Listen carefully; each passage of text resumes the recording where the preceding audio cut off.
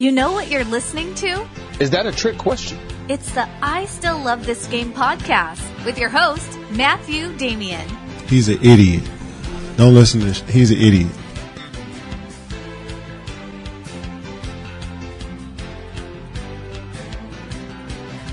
Hello and welcome to episode 84 of the I Still Love This Game podcast. In today's show, we have an avid sports fan. He's from the Cleveland area, and he's got a podcast coming up called the C.L.E. podcast. Now, I could ramble on and on and on about this, but I've brought him on to ramble on and on about it. So, JC, please tell my audience about the podcast. All right. Well, it's going to be called the C.L.E. pod, and I have a few episodes ready to go, planning to release sometime in the next week or so. There are some Cleveland sports podcasts out there. You know, it seems like everybody has a podcast these days, but I don't think a lot of people do it well. And is that a shot, man? We're not even like 1 minute in, and we've already got a shot. Matt Damian specifically. Well done. No, but I just wanted to bring some humor and some positivity to the Cleveland sports scene, because some of these Cleveland fans can get real down. They can take it a little bit too seriously, and I just wanted to share my thoughts on the Cleveland sports scene, and hopefully we can get a string of podcasts around other cities, some local fans that might have some good things to say about their sports teams. I think it'd be really cool if we could get kind of a contingent of podcasts together focusing on their beloved cities. I like the idea. I do like the concept, obviously. Otherwise, I wouldn't have you on the show. And but you're from Cleveland now. You've moved up to Cleveland. And the main reason I wanted to get you on the show was I wanted to get your perspective on how Cleveland is doing as a sports community after, of course, LeBron leaving for the second time. And we'll get into a little bit more intricate questions in a minute. But overall, is it this time of the year where everybody's focused on the Browns, or is there still a down feeling because LeBron has left again? Just had to throw that again in there. Well, you asked if Cleveland was focused on the Browns. Absolutely. It seems like Cleveland is always focused on the Browns. I'm sure you've heard people around Cleveland say this is a Browns town. And sometimes I've had a little bit of a problem with that over the past, let's call it my whole lifetime, because the Browns have been just god-awful my entire life. I'm 25, and they've been bad pretty much since I was born. So, but you know what, that is what is so special about Cleveland fans, is that they can watch absolute shit product week in and week out. We've had maybe 100 different head coaches and maybe 100 different quarterbacks. And zero playoff wins. And zero playoff wins, correct. One playoff appearance and a swift kick in the ass by the Steelers. And, that was back in 2002. I mean, I barely even remember that. But weren't they up in that game? They were. You know what? That game was very close. It wasn't a swift kick in the ass, but it felt like it. Swift as in we were swiftly kicked out of the playoffs. But right. It's a Browns town. Everyone's focused on the Browns right now, and I feel like not a lot of people are talking about the Cavs. Maybe rightfully so, because there's a little bit less excitement. I'm sure we'll get into this a little bit later. I'm actually pretty excited for this Cavs season. I think there's going to be some things that are going to change for the better with this Cavs franchise. And obviously, people are focused on the Indians, who have been winning their division all season. They are locked into the playoffs. And, in baseball, what makes baseball my favorite sport is that, any team that makes the playoffs truly has a chance to go all the way. And so, with the Indians, just my hope is that the Indians get there healthy and can go all the way, maybe get another title here. Another title? Oh, that's right. They did win. They won one, man. They did win one. I'm sorry, man. It feels so long ago. I know. Look, I don't want to disparage that title. That was a special moment. That was a real special moment. And you're a baseball nut, so you'll appreciate this. When I was watching that, I drew a connection to what happened with the Cavs in 2016 and the Boston Red Sox in, I don't know what year it was. I think it was 2004, up against the Yankees. Yep, 2004. And they were down 3-0, obviously. So there was a little bit like that had never been done in any sport. I think apart from hockey, I think it happened a couple of times in hockey. but none of it had never happened in baseball, basketball, and obviously American football because it's single elimination. But I sort of like when a team gets a little bit of momentum, it's sort of special. But I mean, if I've already sort of forgotten about it, has Cleveland sort of forgotten about that title already, or is that still near and dear to their hearts? No, have not forgot about that title, not at all, because I think that many of us realize, it was several decades in between, the Browns' last championship before the Super Bowl even existed, and that Cavs 2016 title, and I think a lot of us realistic fans here realize that that 2016 championship could very well be the last one for a long, long time for Cleveland. So we have not forgotten about that. If anything, we bring it up even more now, because like you said, it was a special moment, especially with, LeBron being the hometown kid, even though he's not technically from Cleveland. That's close enough, man. It's close enough. Yeah, it is pretty close. The question I wanted to go here though is you said that there's not a lot of focus on the Cavs, and you said rightly so. And do you think that's potentially a good thing because they're flying under the radar, not so much pressure. No one's really expecting them to do a whole lot of good in this regular season. But I think, and we're going to get into this later on because we're going to do a NBA playoff preview.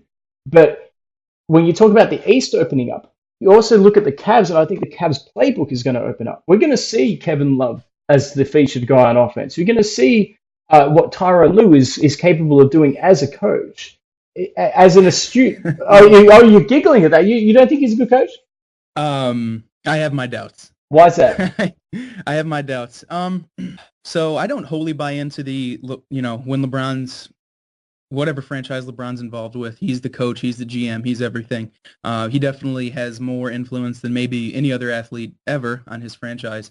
But, the Cavs still employed a head coach and a GM. They still employed Tyronn Lue, and, they still employ David Griffin and now Kobe Altman. And, they do their day-to-day duties. It's not LeBron that makes all the calls.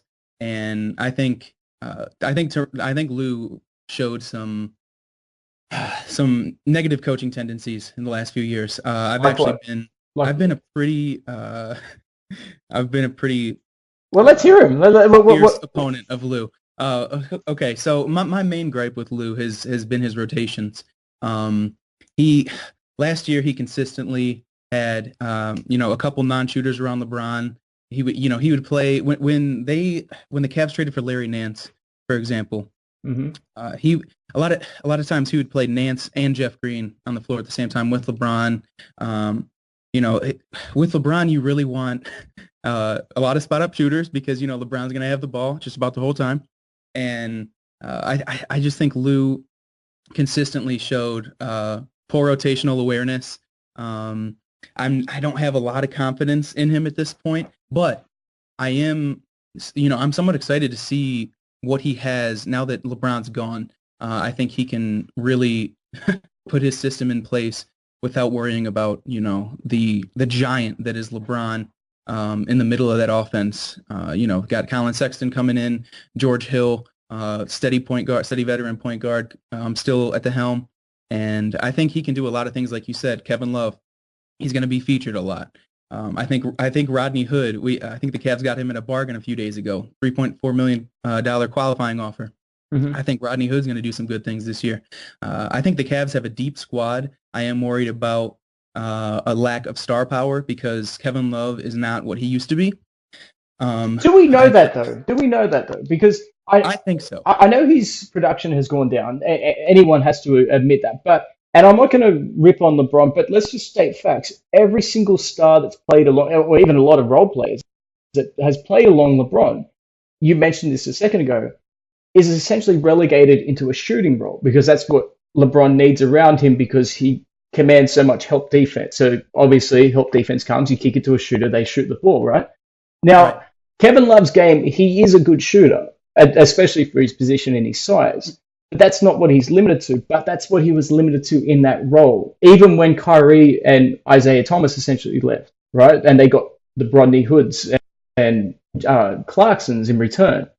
So I'm not sure if he's declined or that was just his role, and he couldn't get too much out of that beyond what he was doing, which is catch and shoot, catch and shoot. We didn't see a whole lot Right. of post-ups for him. No, we didn't. You're right. Select games in the last few years. Lou has made a concerted effort to try to get Kevin Love involved in the first quarter. A lot of times you would see, after a few games of Kevin Love doing nothing, it was almost like everyone realized, like, oh, we have an all-star player on this team. We should maybe get him the ball a little more. Mm-hmm.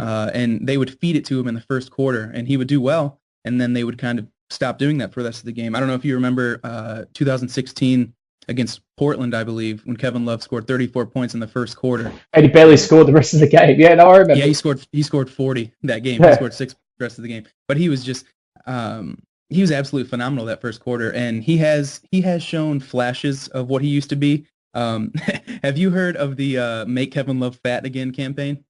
No, I haven't. The last campaign I heard from Cleveland, I guess this is why they get such a bad rap for nonsense like this. It was when it was in the NBA Finals and he missed a game and the Cavs won, and then they started up a petition so he didn't play the rest of the series. Yeah. I didn't hear the make him fat again though. I mean that should.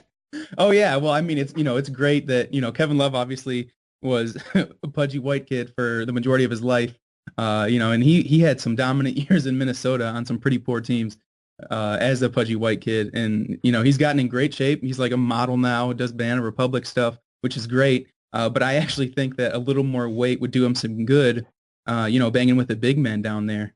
At times, I think his frame has become a little too slight, a little too thin.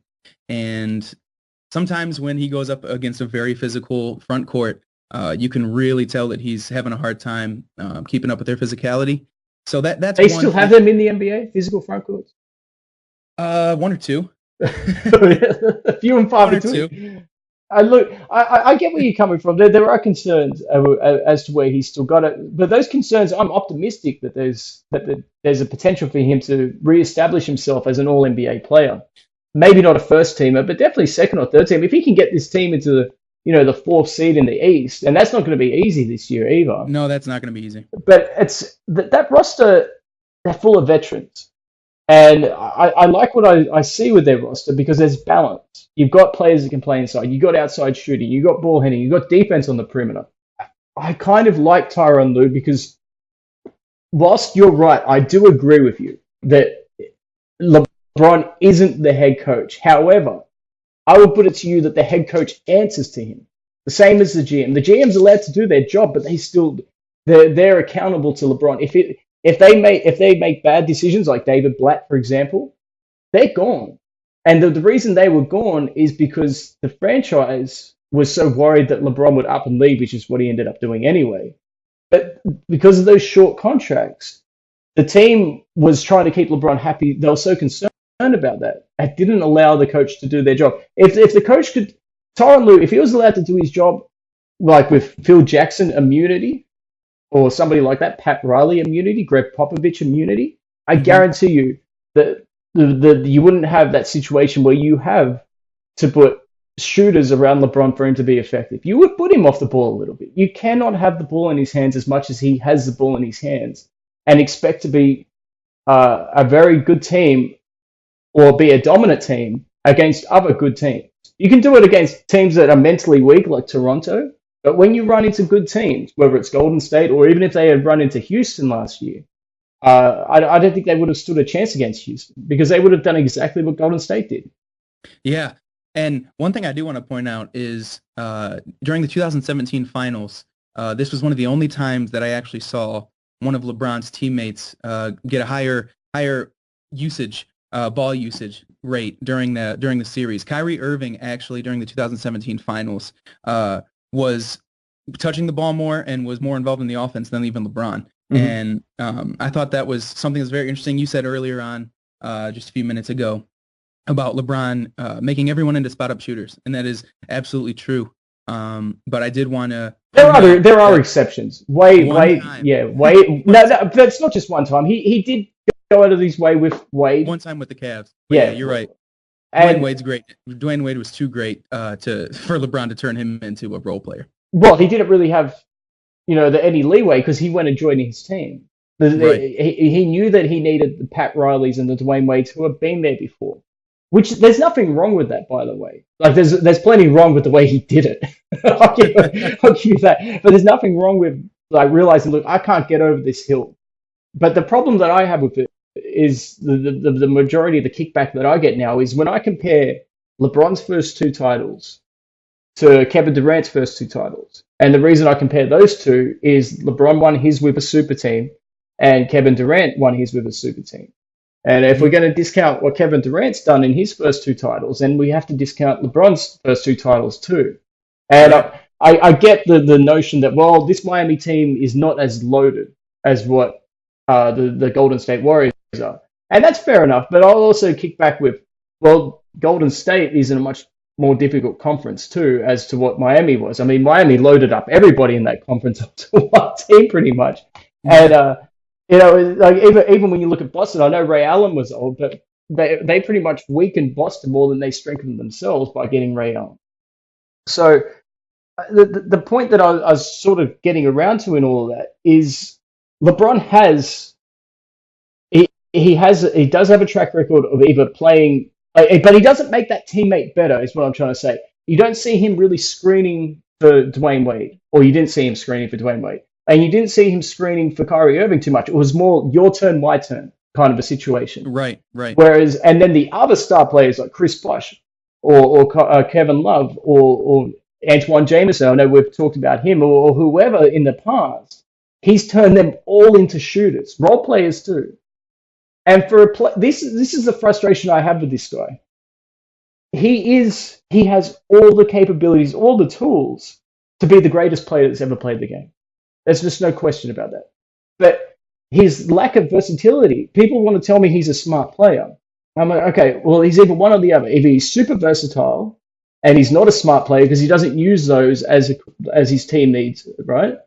Or he's not versatile and he's a smart player because you never see him adapt his game to what the team needs. It's always, okay, I don't care what you do best. This is what I do best. You're going to fall into line, even if it's to the detriment of his own team. Is that sacrilegious to say in this state? Am I going to get kicked out? Not by me, but probably by everyone else, yes. No, you're right. I think the only teammates that LeBron has made a lot better are those spot-up shooters. Recently, when Cleveland has brought all the spot-up shooters the last few years, Kyle Korver, Mike Miller, James Jones, they all talk about how LeBron works with them on getting them the ball in the exact spot that they want at the exact time that they want.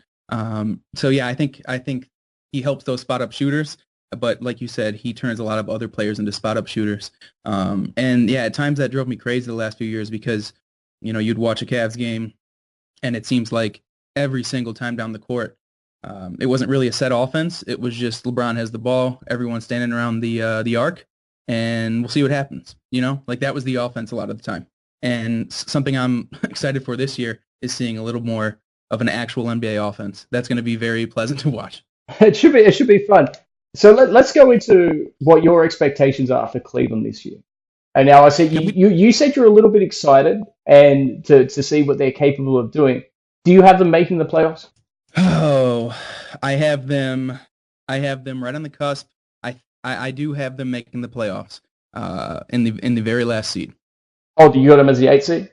Yeah, I do. Going through the East, I just had a tough time putting them above 6 or 7 of these teams. Let's get right into it.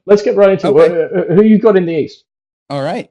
So in the East, the the far inferior conference this year. The Leaston Conference, huh? We should, yeah. The Leaston Conference. You know what? I actually haven't heard that one.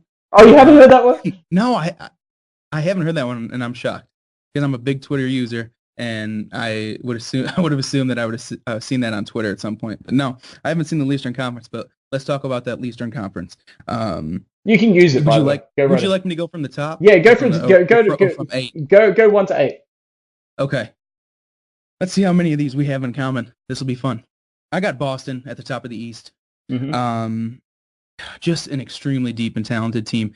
Kyrie Irving and Gordon Hayward, presumably healthy, coming back. Just one of the best coaches in the NBA. Huge Brad Stevens fan. I think they're going to win 60 games.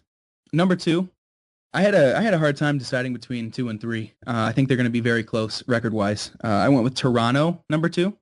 I think obviously the Kawhi deal is huge. That's a big risk. That's a big risk to put him at number 2 because you don't know if he's even going to finish the season there. Right. But I mean, I think he's going for. I mean, he's got to bring himself back. He's got to bring himself back to prominence at some point. I mean, but they may trade him mid-season. They may, come towards the trade deadline and say, "Hey, sign an extension or give us a verbal guarantee you're coming back," and he'll say no, and let's see what we can get for him.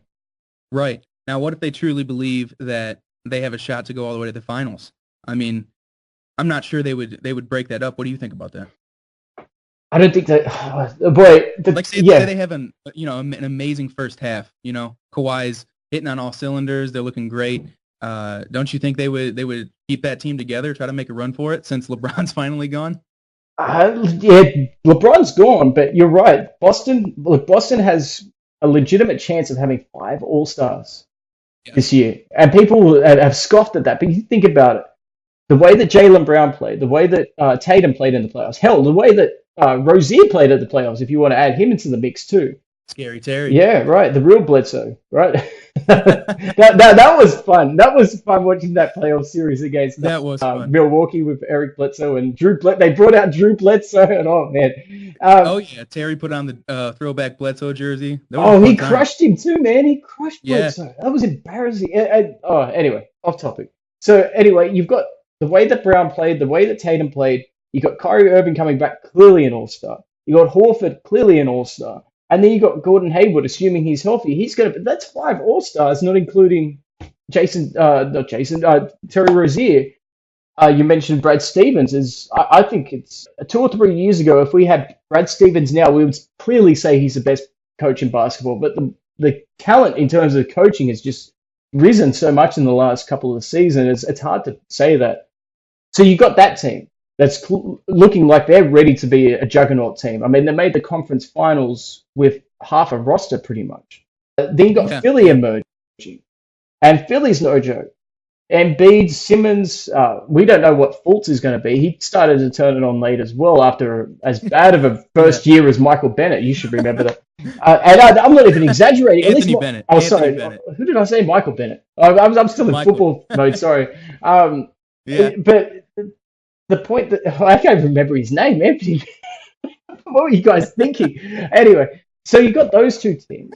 So even if Toronto has emerged and they've got the best record, say at All-Star break, do they really think in their minds with the team that they have that they can compete with a Boston in a 7-game series? Maybe, but are they going to be guaranteed it? Unless if Boston is decimated by injuries again and they feel real confident about their chances, is it worth going to the finals with Kawhi Leonard, and who else? Who are the rest of the players? You've got the same pretty much nucleus that has been eviscerated by LeBron, and LeBron's been eviscerated, for lack of a better term, in the finals the last 2 years by Golden State, and I'm sure it would have happened against Houston this year too.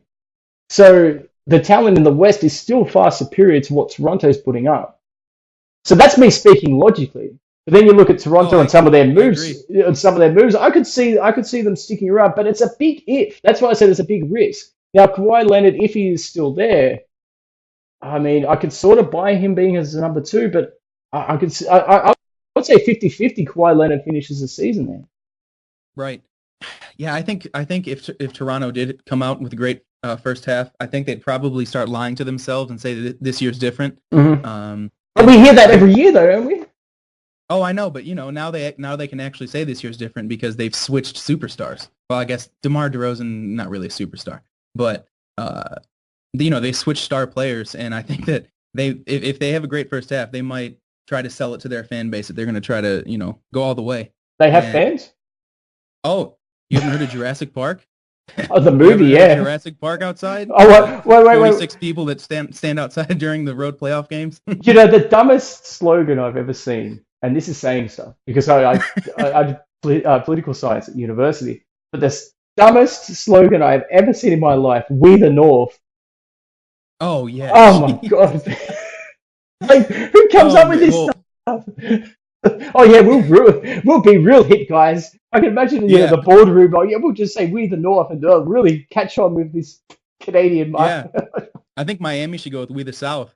I think Miami has too much class, and that's not really saying a whole lot either. All right, so you got Toronto at number two. We have a disagreement there. I'm going to go with Philly at number two, obviously, but we'll talk about that a little bit. Keep going with your list. So I'm assuming you got Philly at number three. Yeah, I do. And, with Toronto, I was assuming, Kawhi's health and him playing the whole season. They fired the coach of the year, which was just absolutely hilarious. I think they fired Dwayne Casey. It was like within the same week or something like that. I remember it was just hilarious on Twitter because they tweeted like, great season, coach, and it was like, well, you just fired him. So No, didn't they say congratulations, coach of the year or something? yeah, something like that. Yeah, I mean, saw that. Yeah. I do like Nick Nurse coming in there though. I think obviously from the Popovich coaching tree. So, but yes, I do have Philly at number three. Those were the two teams that I had trouble deciding between. Philly, I mean, what can be said about Philadelphia? Another year of Ben Simmons and Joel Embiid. I like the Wilson Chandler signing. I've always been a fan of his. He's never going to be great, but he's consistent. He's a player you need. He's a player. He's the type of player you need. Yeah, and like you said, does Markelle Fultz know how to shoot a basketball again? We'll see. But I mean, if he can be a true number one pick talent, then there's no telling how good this team will be. But I'm gonna interrupt here. How ridiculous is that? How ridiculous. What part? The number one pick, or him not being able to shoot? Well, the media going in and putting it on Twitter. I'm trying to compose myself. They're running a professional, trust the process, guys. They're running a professional basketball team, right? Right. They had the number 3 pick in the draft, right? They traded up to pick this guy, and they don't know if he can shoot a basket. Well, at the time, he could shoot a basketball. So what changed? What changed? That was honestly something from Space Jam. Like, he couldn't shoot a ball. Yeah. I saw the video. I was thinking, my goodness, it doesn't even look like he has. It looks like a guy down at the park who's, I don't know, going through PTSD or something. Like, every time he went to shoot a ball, it was hard to watch. Well, I mean, they said he couldn't, lift his arm above 90 degrees. If he were to lift his arm, it wouldn't make it past that 90 degree, parallel to the ground. So maybe they can put him on special teams for punting. Then I mean, what good is he? I don't know. Or shut it down for the season. Like, what are they putting this kid through, man? But I'll give him respect. He did work his way through that. But it's just comical that I said he took it well. He handled it well. Yeah. He was 19 years old last year, and the media were swarming in that gym right away so they could get videos of him looking like my dad trying to shoot a basketball. I've never seen that. I can only imagine it. They should have done a side-by-side comparison video. Yeah, it'd probably look pretty close.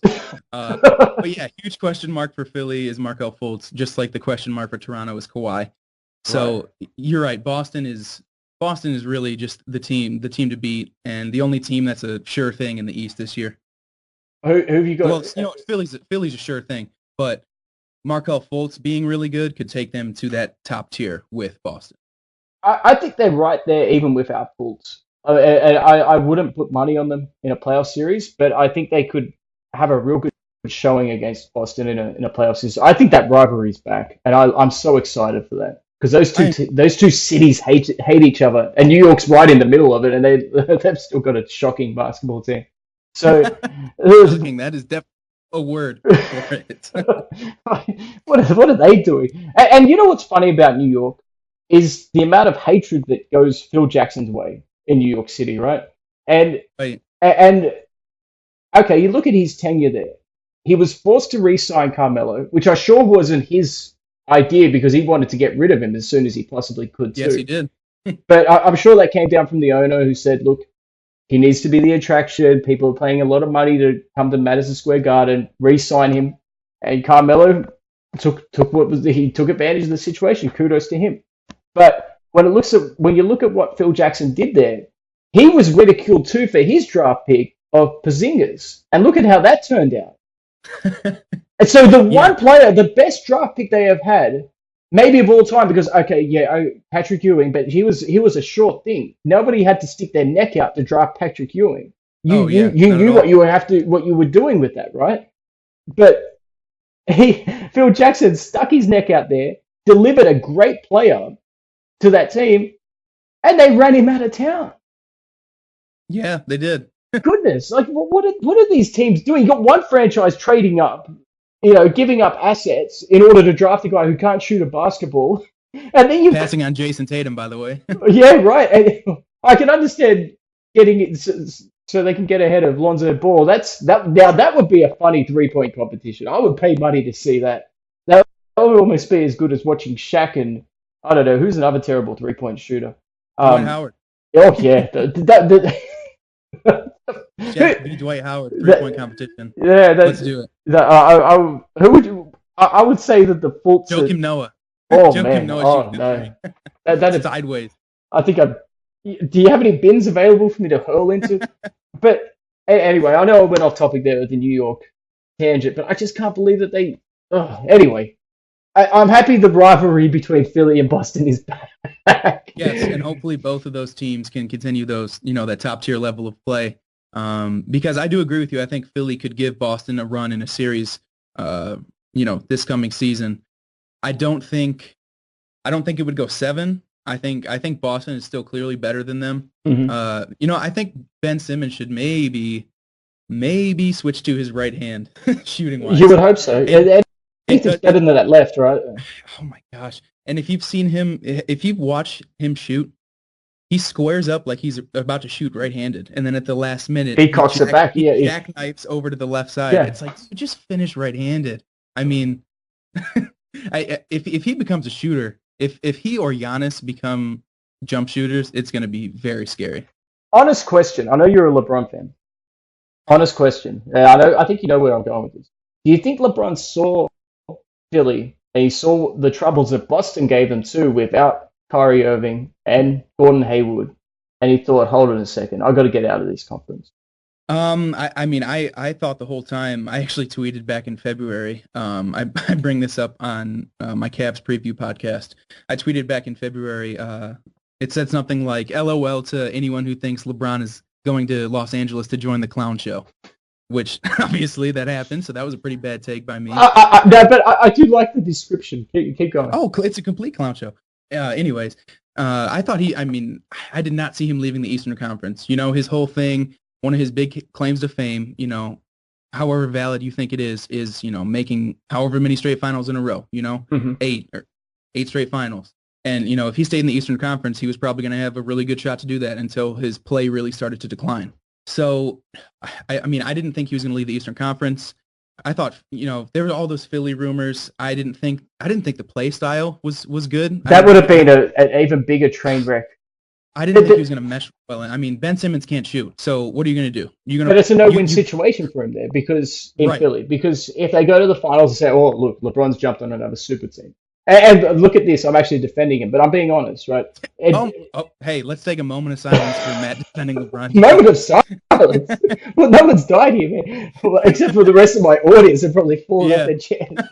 No, but honestly, though, if he went to Philly, that's a no-win situation. Because had they gone to the finals, and even if they had won, they would say, "Oh, look, he's joined another super team," right? And then if they didn't win, they'd say, "Look, they were better without him." Right. I get that. Yeah, you're right. Philly was a no-win situation, but if he had stayed, even if he'd stayed with Cleveland or I don't know what other options do you have, Miami maybe. They were talking about that, but the cap space situation in Miami is a mess. Right. I don't know. But I'm just looking at maybe he looked at it as maybe this run has been good and he was able to. Maybe I'm giving him too much credit for thinking too deep here about what his competition is doing, but it's possible, right? I don't want to sound like a Skip Bayless, but isn't it possible that he saw how good Philly and Boston were becoming, and he was saying, "There's too much competition here for this Cavs team that I have. I don't have a shot with this Cavs team next year." Oh, I think absolutely. I think that LeBron is very aware of, he's aware on the court. You talk. I know you're not huge on his IQ. I don't think I don't think you think that he's a dumb person, a dumb basketball player, but I think he's a very rare selfish on the player. court. I think he's a selfish player. I don't think he's a dumb player. If I was Yeah. that damn good at basketball and 6'8" and 260, I would probably be pretty selfish too. Right. No. But I get what you're saying there, but at some point you've got to, if you're a smart player as well, you've got to recognize what your teammates do good. Look at what Magic Johnson. He was 6'9" playing the point guard, right. And at any time he could have just backed down any point guard or two guard or three man, because back then, I mean, who was a three man that was bigger than him? Maybe Dominic Wilkins, maybe Larry Bird. Those are the two guys. Even a Scottie Pippen was only 6'7". So at any time, Magic could have just gone down, put these guys in the torture chamber, and just posted them up and eaten them alive.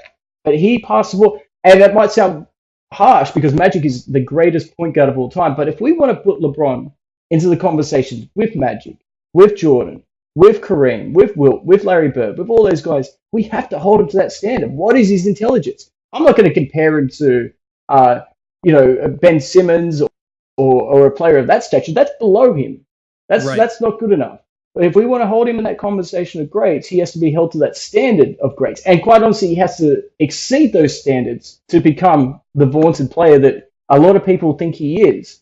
And you're entitled, people, well, not just you, but a lot of people are entitled. I have no major criticisms of him. It's just when a lot of myths get portrayed that are completely false. And that's when I'll go out on a limb and say, hold on a second, this is nonsense. I've been to more games of his than any other player that I've, in my life. And I'll go there and I'll watch it. Sometimes I see him do incredible things. Sometimes I don't think he has the heart at times. I don't think he's driven. And when I put at times under there, but you look at guys like Kobe or Larry Bird, they had this incredible will to win. It was almost psychotic. And you almost wondered, like, how would they even transfer out of basketball after that? How are they going to find Jordan's another one, obviously. How are they going to be able to go into a regular, normal lifestyle with that kind of competition, internalized competition where they have to win everything? I don't think LeBron's got that. And I think an example of that is him going to LA. That team is going to be, unless if they get Kawhi Leonard, unless if they bring in Damian Lillard, that team is not going to compete for the next year or two. Yeah, I'm sure we'll get to this when we talk about the Western Conference. Do you have anything else to talk about in the East? I mean, we've talked about the top three teams. Well, I do have the rest of my seedings, but there's not so so much. Go for it quickly. Okay, so real quickly. So 4, I have Indiana Pacers. Adding Tyreek Evans, Doug McDermott. I just think Oladipo turned himself into a star last year. I think they're just a steady team. And I think they'll earn that 4 seed. Milwaukee Bucks, 5 seed. I really like Mike Budenholzer. I like that hire. Another one of those Popovich disciples. I think that he will do better than Jason Kidd did in Milwaukee, and he certainly has a special player in Giannis to work with there. 6, and this is a team I'm very interested in, and it could be a lot of fun this year, good or bad. The Washington Wizards. I have the Wizards at number 6. Mm-hmm. They have quite a bit of talent on that team, and a lot of personalities that might just make things a complete mess. I mean, don't you wish it was Hard Knocks for this team? Oh yes! Oh my gosh! John Wall, Dwight Howard, Kelly Bradley Oubre, Beal, Bradley Beal. I mean, Austin Rivers. Just a lot of personalities on that team. I'm not sure how they're going to mesh. I think something that may happen is they have so many outlandish personalities that it may actually work. We've seen stranger things happen, man. You know what I mean? Like, it might actually work. Like that Seattle Seahawks Legion of Boom, where they had so many characters on that team and they all came together and it just worked somehow. I think the Wizards are going to be interesting to watch. I think Dwight Howard does still have some skills as an NBA player. Some people talk about how far he's fallen off, and he definitely has fallen off quite a bit.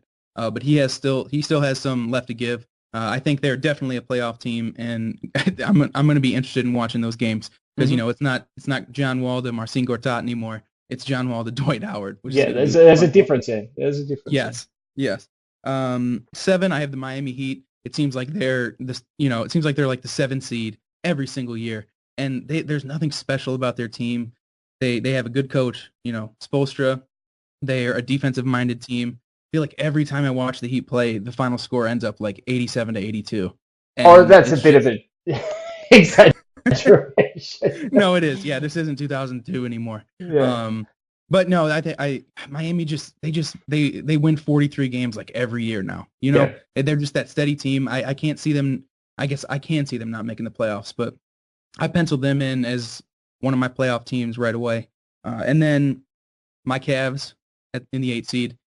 I feel like I'm actually not as high on them as you are, which is interesting. I'm just glad that guy's. No, I'm just kidding. Keep going. Okay. Just glad that asshole isn't in it. No, but you know, we talked about the Cavs quite a bit already. But here's one thing that I do have to say, and this goes into what you were just talking about with LeBron's style of play and his mindset. Something unfortunate that's happened with the NBA is that people have become so focused on rings when talking about, you know, legacy debates and everything like that.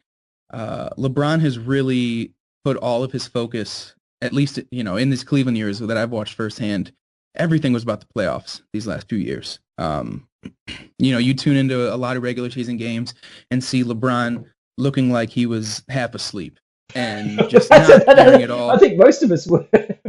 Oh yeah, and I mean that, you know, that rubbed off on even in the rest of the playoffs. team. Even in the playoffs, he looked like that sometimes in the Eastern Conference playoffs.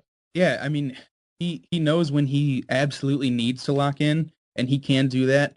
We've seen some you know, like 2015 NBA Finals. Oh, My yeah. God, LeBron was incredible. And by the way, I wanted to talk about that a little bit as well, and how his legacy and his time in Cleveland would be viewed if Kyrie Irving and Kevin Love were healthy in that 2015 NBA Finals. But don't want to get too off track. Okay, no, go right away. That's an interesting topic. I'd like to talk about that now, and then we'll continue about the. Okay, about the current Cavs team. Okay. Um, What did you have in your mind? What did you want to bring up? If Love and Irving were healthy in the 15 finals? Yeah. Well, so you asked me when we were preparing for this episode if LeBron's second stint in Cleveland was a success. Mm-hmm.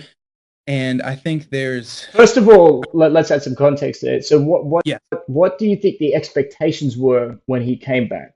Was it just pure excitement, or was it like, yeah, we're going to win a couple of rings? Surely it wasn't like Miami, where it's like not 5, not 6, not 7. No. The expectation was pretty universally, we want to win a championship. And, you know, in LeBron's letter that he wrote, that the Sports Illustrated release, you know, he said that he didn't promise. He was a little smarter this time around. You know, he said it's very, very hard to win an NBA championship.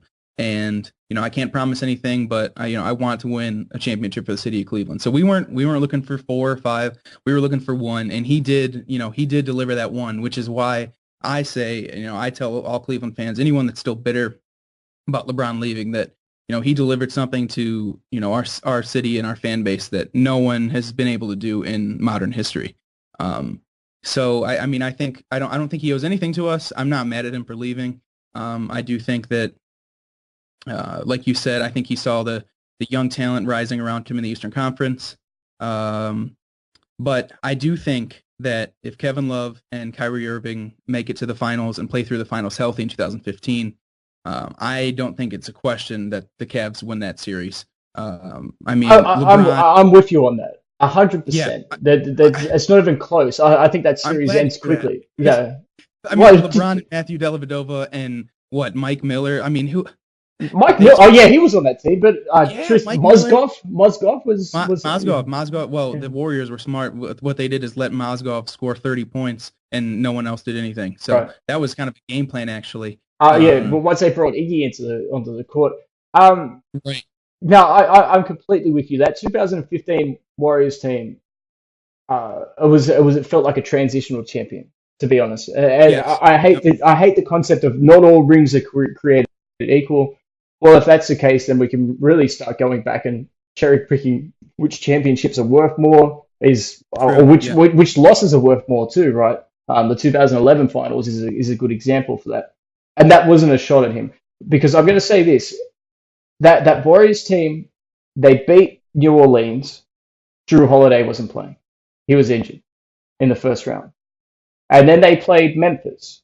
And my God, did they struggle against Memphis. They were down 2-1, and they barely escaped with that series. And that team was full of veterans, and Mike Conley was injured for half of those games. Remember, they had Mike Conley and Tony Allen. Remember, he was running back after Steph Curry got the league MVP, and he shut him down. He embarrassed him. And he was running back, and he was saying, first team, all defense, first team, all defense. Yep. I love that. I miss players like that. I love that intensity and passion. And then up against Houston, Patrick Beverley was injured. But what people forget about that Houston team, they think, that Houston team with Dwight Howard and James Harden, they were a joke. They underachieved. I think they were right there with the Warriors. A lot of those games came down. Remember, James Harden got triple teamed in the last second, and he dribbled the ball off his foot. But I mean, that's a difficult situation. But the game was right there to win. Had they split that, you put some pressure on him. And had Patrick Beverley been healthy, there's no telling what that series would have been, because he gets up in Steph Curry's face. Steph Curry's not going to dribble for 20 times behind his back. Yeah, he's one of those guys that just goes at players on the defensive side, like Tony Allen you were talking about. Mm-hmm. That Beverly will get in your head. But the point I'm trying to make is that Warriors team was definitely not dominant, and they weren't. And all you got to do is look at those first 2 games of the NBA Finals. They were so petrified of LeBron, and I think maybe I'm not going to try and psychoanalyze it, but I think LeBron got a little bit of confidence from that. He was like, hold on a second, this isn't the Spurs we're playing. That didn't get rattled. This isn't Dallas that didn't get rattled. This is a team that I can do what I want to, and for lack of a better term, he did do what he wanted. The series shifted when they actually brought a veteran in Iggy, who played him as hard as anyone could possibly play him. But it's kind of reminiscent of when Jordan came into the league up against Boston, and he put the 63 on the Celtics, and Jordan had no help.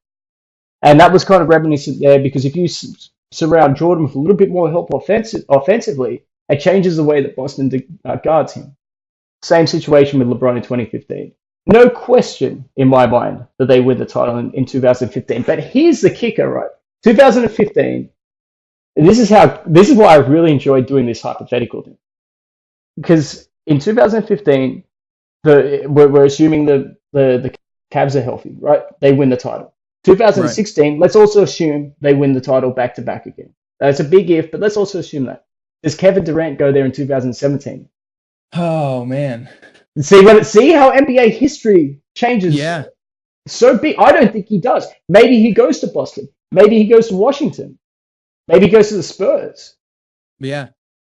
Yeah, that is wild to think about. So it may be if Kelly Olynyk doesn't pull Kevin Love's arm out of place. Yeah. If he doesn't rip his arm out of his shoulder socket, maybe Kevin Durant is not a Warrior. Just little stuff like that. Yeah, and maybe, just maybe, if Kevin Durant's not a Warrior, then maybe LeBron. Oh man, that's incredible, because then maybe LeBron gets 3 or 3 out of 4.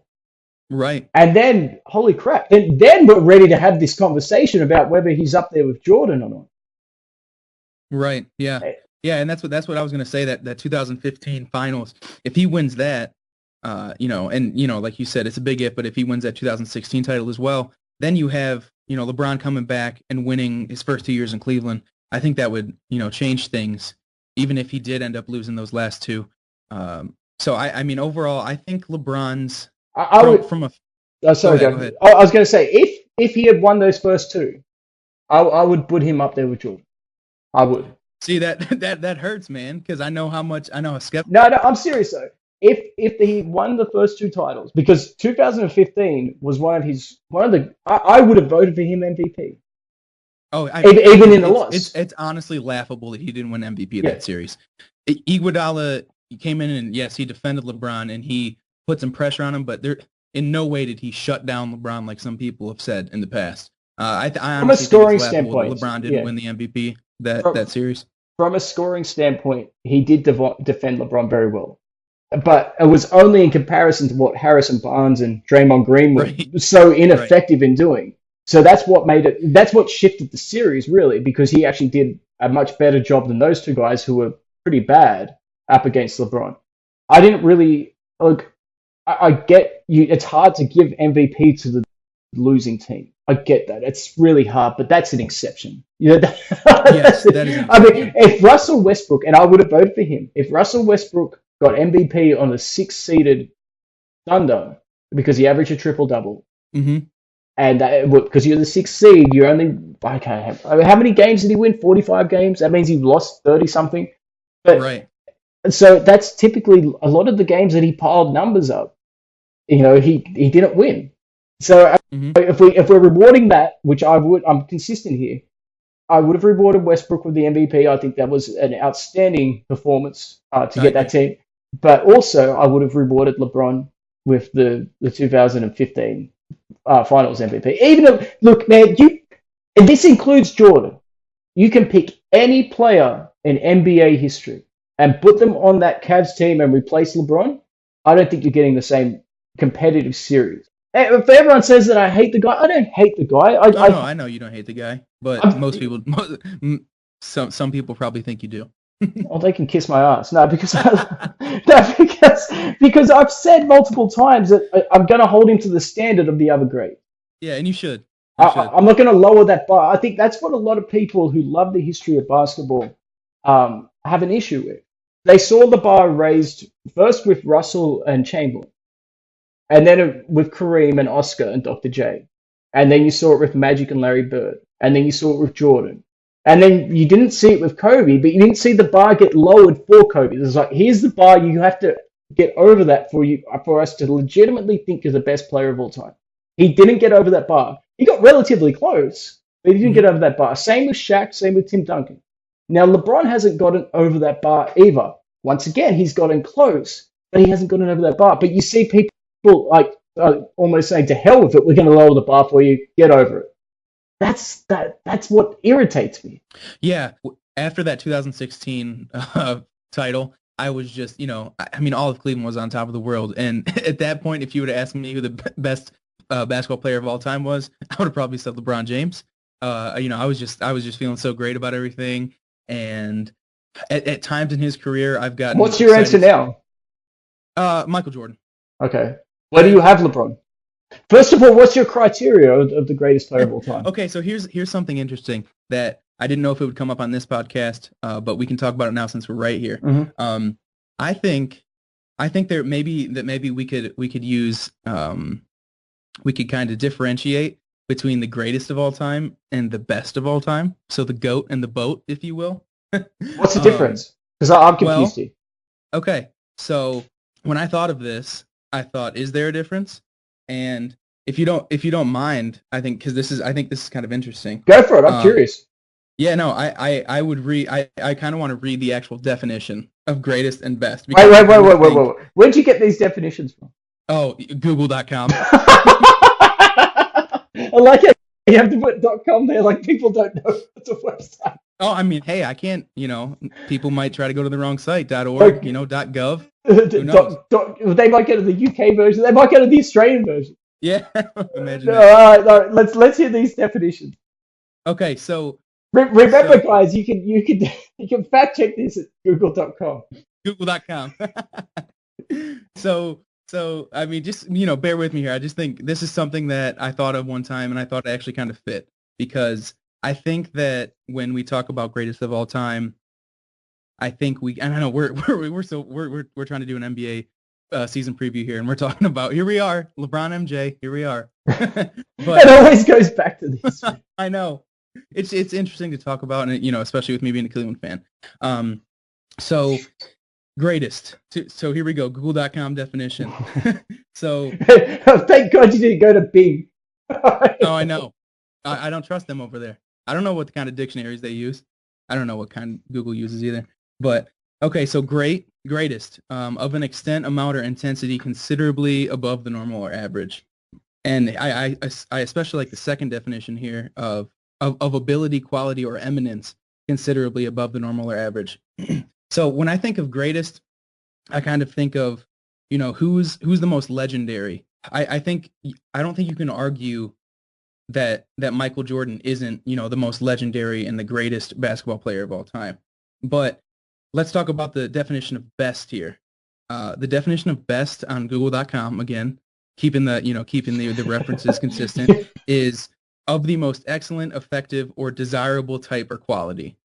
And I think that you can you might be able to make a case for LeBron there, because excellent, effective, desirable type or quality, that doesn't talk about eminence and, intensity considerably above normal or average. I think that we may be able, and don't get me wrong, if you just ask me, if you were to say, answer this simply, JC, who's the greatest basketball player of all time? I would say Michael Jordan. I think LeBron has messed up too many times in his career. So how's that desirable though? So we're looking at okay, what's the best of all time, right? So we're looking. Well, I'm talking about player. So that's another thing. I think we can have a somewhat of a nuanced discussion where we can talk about players, as what their careers amounted to and what they were able to accomplish. Because if you're talking about most accomplished, and no, it's not just about rings with accomplishments, but LeBron doesn't touch guys like Kareem and Michael for accomplishments. But if we're talking about best basketball player, I think we can focus on tools and gifts, and I think that you can definitely make an argument that LeBron is the most gifted basketball player of all time. Okay, so let's hear it then, because what does he do that is that much more remarkable than than Jordan on the basketball court? So we've got to look at the stat sheet essentially to back this up. So yeah, are we going for the eye test? I think there's room for stats and eye test. Okay. Okay. Well, let's start with the stats then. Let's start with the stats. So LeBron will fill up a stat sheet. There's no question about that. And there's a common perception out there that he's a more complete player, almost like the evolution of Scottie Pippen. He's Scottie Pippen 2.0 because he does everything on the court, plus he scores a little bit better. But he doesn't have that defense. So not many people had Scottie Pippen's defense. But he's a better rebounder. But when you look at the numbers, okay, so here's a question. And this is just me applying the same standard and breaking it down because I don't want to just hand it to this guy. Once again, he has to earn it. Right. So is LeBron a better rebounder? You look at his totals. I don't have him in front of me, but you look at his totals and he has more total rebounds. But we also mark down people like Westbrook because we say Westbrook stat pads in order to get to his triple doubles because he claims too many defensive rebounds. There may be a case for that, especially when you look at the end of last season and he picked up like 40 rebounds to get to another triple-double. So as a big of a fan of Westbrook as I am, I will completely concede that, yeah, he does chase numbers. It's hard to argue when you see that. However, the point that I'm making with this is Jordan actually averaged more offensive rebounds than what LeBron did or does. So if we're going to say that stats or the defensive rebounds can be tainted in order to accumulate numbers, and it's not a true test or a true indication of how good of a rebounder a player is, then can we truly say that LeBron's a better rebounder than Jordan based off defensive rebound? That's the first one. Oh, you feel free to respond to that. Yeah, I've got more. All I was going to say is no. And okay, so to qualify here, you have definitely done. You're definitely a lot more well versed in the LeBron versus MJ argument than me. Oh no, don't back down now. You've been to Google.com. You have been to Google.com. You know the definition. Oh no, well, so when you bring up the rebounding, okay, and here's where I do ultimately give the edge, to Michael because I think you may even agree with me if. We talked about LeBron not trying at times. I think if LeBron showed the same level of care and intensity, question. I agree with that. Yeah, I know where you're going with that. Okay, so if he played like he did in the 2015 finals, or the second half of the 2016 finals consistently, he was not going to play that every single regular season game. But if he was that guy consistently, then I think he is up to that standard of MJ and guys like that. It probably surpasses him then. The same with Shaq, by the way. If Shaq did the same thing. And I know we've talked about this before in the past. I said, hey, if Shaq had a 15-foot jumper, he might be clearly the best basketball player of all time. I'll take a 10-foot jumper. Yeah. and a foul line, like able to shoot foul shots. Right. Yeah, and I don't. Do you want this to turn into a full-on? Yeah, why not? Argument? Yeah. Well, I'm glad we're having this conversation because I get a lot of people coming on. Or not coming onto the show because I'll never come on the show, but sending me messages, and I invite them on the show. And I'm not going to be a jerk to them. I don't care. I just want to have the conversation because a lot of people, I'm sick to death of hearing people send me clips of Nick Wright or Shannon Sharp saying, "Oh, I'm yet to hear the argument against." I'm presenting the argument for Jordan, and nobody was willing to actually engage with it. You're listening to your arguments for Michael Jordan actually helped to, and I'm a Cleveland fan. Some people may kill me for this because there are a lot of Cleveland fans, believe it or not, who ardently believe that LeBron is easily the best basketball player of all time, or greatest, if you will. You listening to your arguments has actually gave me a little more perspective. You are more of a basketball historian than I am. I know a lot more about the current state of the NBA than I do. I'm pretty well versed in NBA history, but I don't do as much research as you do. I think that too many times in the LeBron MJ debate, it's you take LeBron, I take MJ, neither of us budge at all, and I just think I'm a very realistic guy, so and I will be. I think you have to be as a Browns fan, don't you? Oh yeah, I mean I've been grounded, I've been humbled with my Cleveland fanhood in my lifetime. But what I'm saying is, like I said, at times I have got on my high horse and said, LeBron is the best basketball player of all time. I've reconsidered that, and LeBron's career isn't over yet, and that's critical. Like you said, if he won, made 3 or 4 in Cleveland, then we have a much closer argument to be made. But if he keeps losing finals, getting the finals is great, and I'm not sure how you feel about this.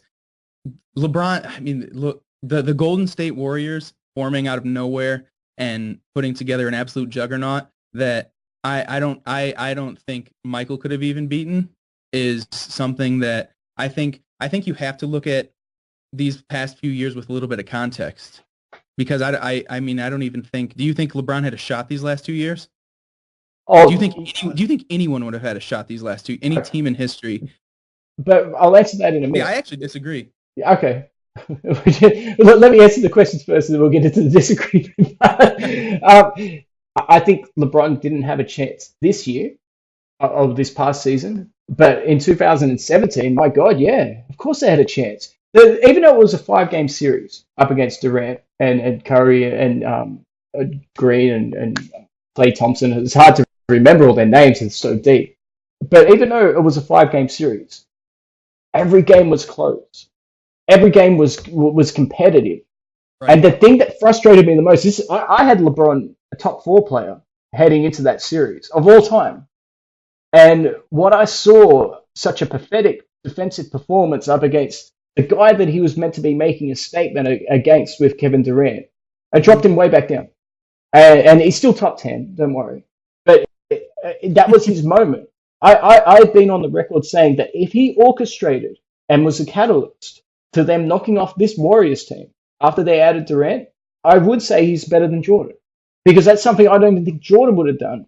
Given Now, when I say I don't think Jordan would have done, I'm talking about with the team he had, right?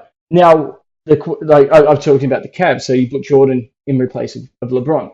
Now, do I think that the 96 Bulls would have knocked off the Warriors? Absolutely. And the reason I say this is the Bulls match up so well with everybody defensively.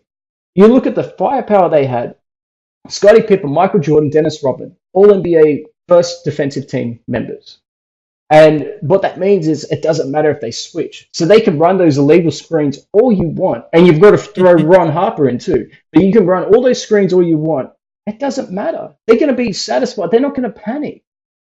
And then you put a guy like Tony Kukoc out there as well, who, granted, not a good defender, but my God, can he stretch? And he's more than capable of playing the 5 position up against these Warriors who are playing Zaza Pachulia. I've got no question in the world, because then on the other side, you mentioned this before when you were talking about what Kyrie Irving did in the NBA Finals, and the Warriors had no one to stop him. What would have happened if they'd gone up against Jordan? If they couldn't stop Kyrie Irving, how would they have stopped Jordan? Realistically, what would they have done? Well, I mean, I think the reason that I side with the Warriors on this debate is because although the Bulls did, the firepower you talked about, I think the Warriors' firepower, and I can't believe I'm saying this because you got Michael Jordan on the Bulls, but I don't think I've ever seen as much firepower as You're this talking Warriors about team has offensive right now. firepower, right? I am talking about offensive Okay. firepower, but let's not slight Klay Thompson and Draymond Green on the defensive side, and even Kevin Durant, who has I think he's made some great strides in his defensive game Well, in the last few years. yeah, that's a reasonable point. But keep in mind, Klay Thompson was a guy that was guarding Kyrie Irving, and Kyrie Irving still scored 30 points per game against him in the Yes, 2017 and the 2016 finals too. Kyrie has a unique.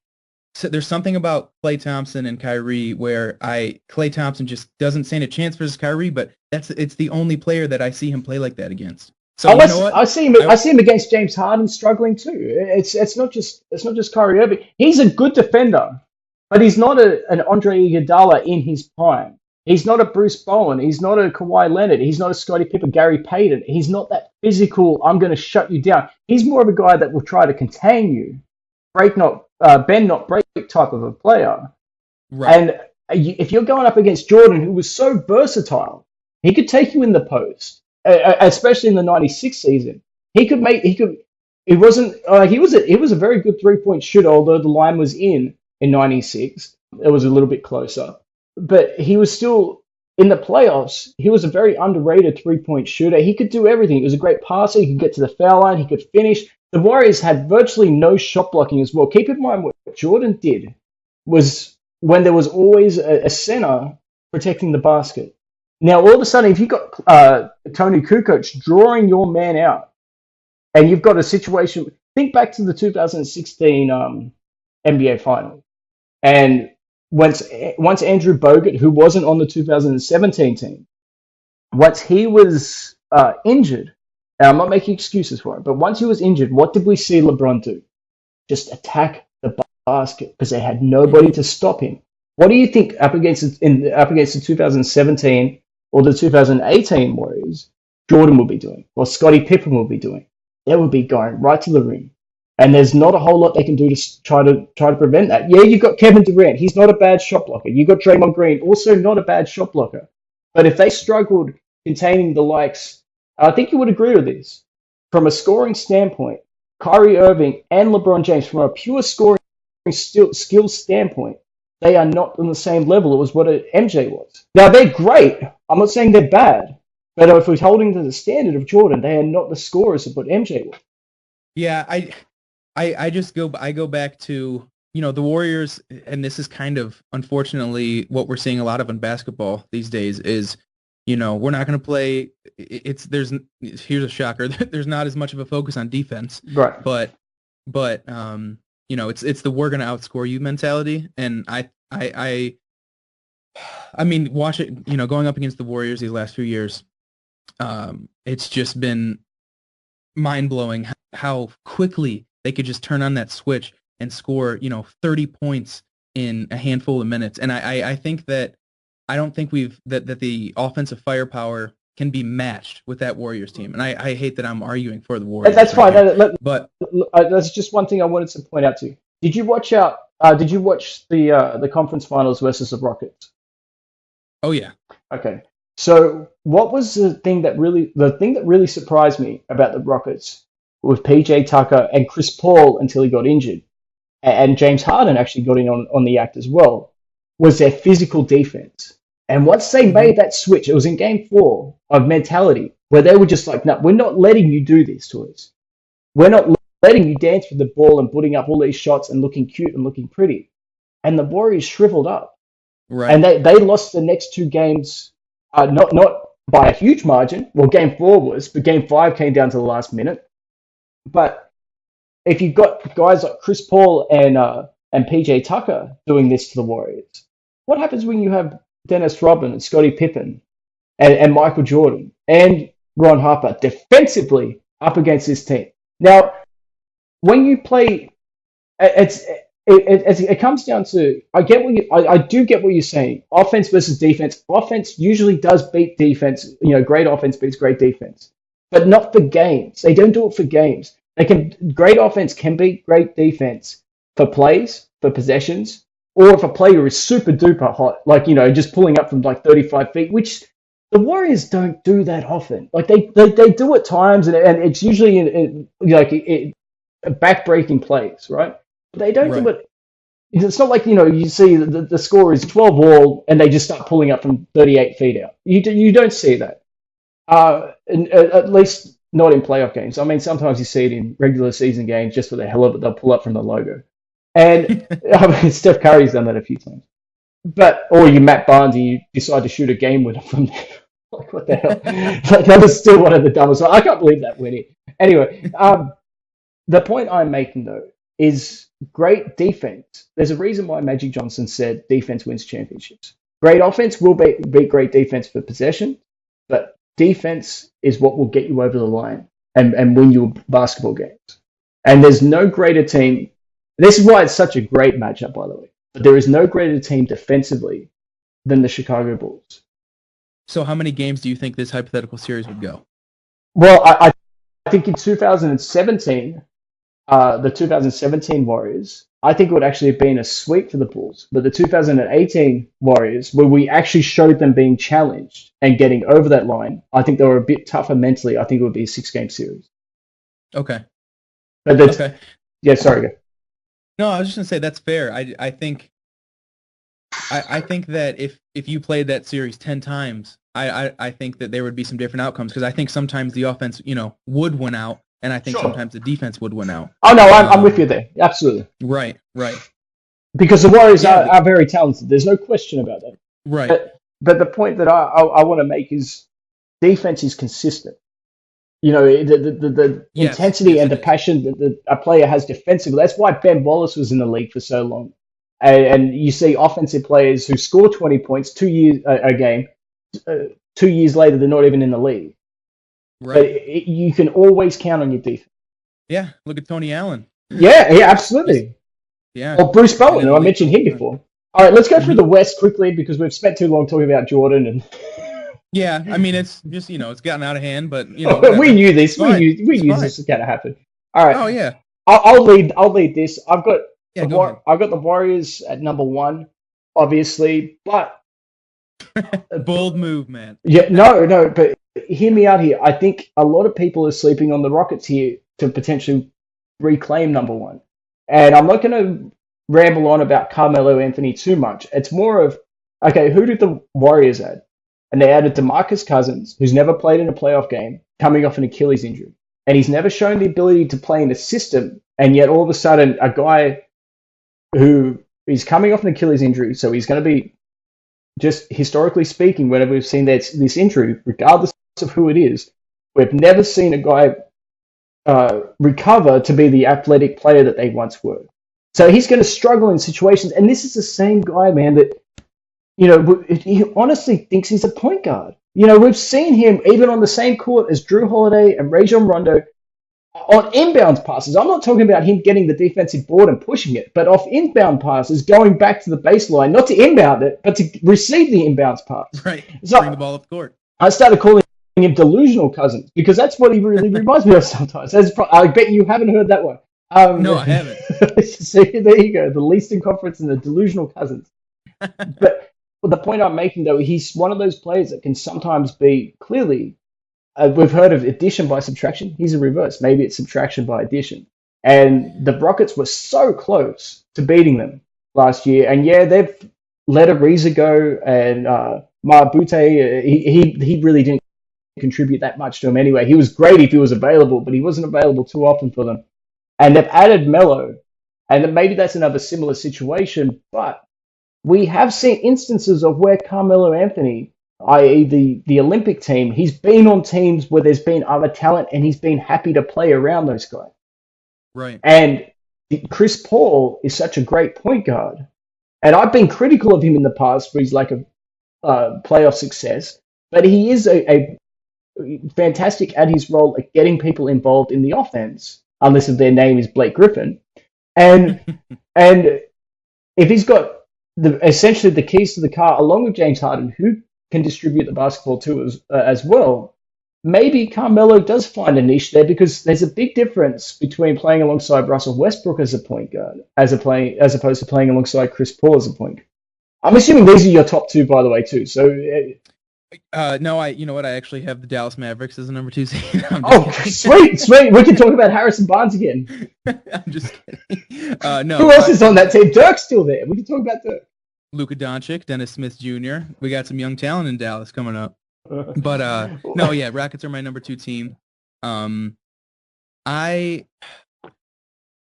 make an interesting point about Melo because, like Minnie, I kind of went with the subtraction by addition perspective, and I mean the things that Carmelo has said in the last couple of years, like just being completely unwilling to come off the bench, that kind of stuff, just not realizing what his role should be at this age and with his skill set that he has now. But Chris Paul, I this is definitely a question mark, and I know that you're not set on Carmelo, being Olympic Melo this year, but that definitely could happen. And by the way, if that does happen, this Rockets team could be really, really good. Right.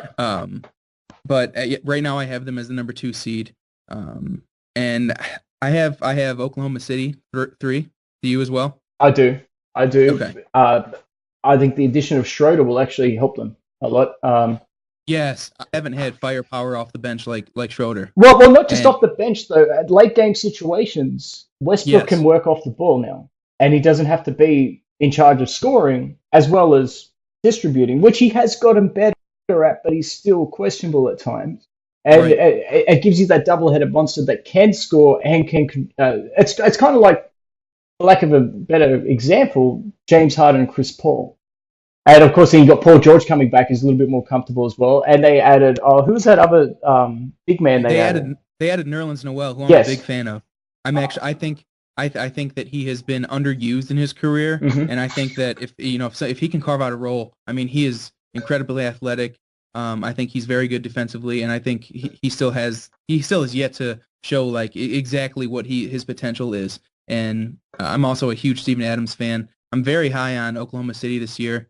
And I think you'll see that in our like playoff prediction. I don't have them better than the Warriors, but I think that they have a chance with Paul George coming back for his second year, being a little more comfortable, like you said, and with the additions they've made. I have high hopes for Oklahoma City this year. Okay, another team I've got high hopes for is Utah. I think Utah's Donovan Mitchell. He was unbelievable last year. Yes, he was. Everyone talks about Simmons for Rookie of the Year, and I this did not go well back home because I said that Mitchell should have been Rookie of the Year, and I didn't. But American. This is when I was back in Australia saying this. But the reason I said this, it had nothing to do with the fact that Simmons missed a year, because that's never been a disqualifier in the NBA.